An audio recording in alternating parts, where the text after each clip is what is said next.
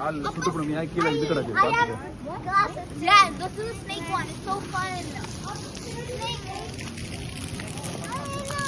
Oh God, there it is.